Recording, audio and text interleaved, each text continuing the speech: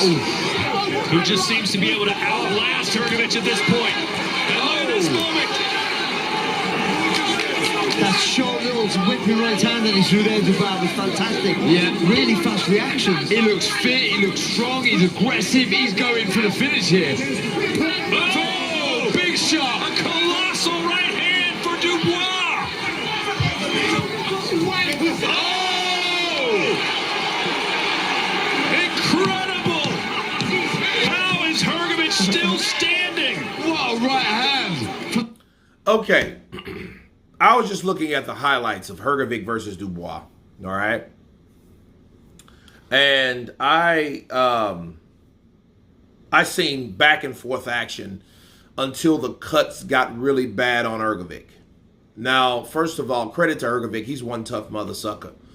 Credit to Dubois. Dubois was the little engine that could. And I must say, I heard Eddie Hearn in an interview saying that they are reaching for a rematch. I don't know how true that is because, you know, we have rumors that they have had talks with Dubois and Hrgovic.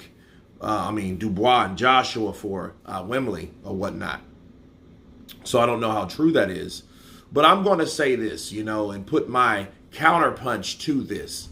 Looking at this fight, the highlights of this fight again, I think if any fight deserved a rematch is that fight because the way it was stopped, you know, people did mention the headbutts, you know, the possible intentional fouls of Dubois, you know, 1, 2, head, 1, 2, 3, head, 1, 2, 3, Holyfield, you know what I mean? Head, right?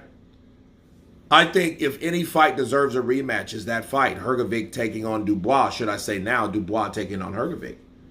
Because, for one, it means so much to the fighters based on we're going to have a rematch anyway.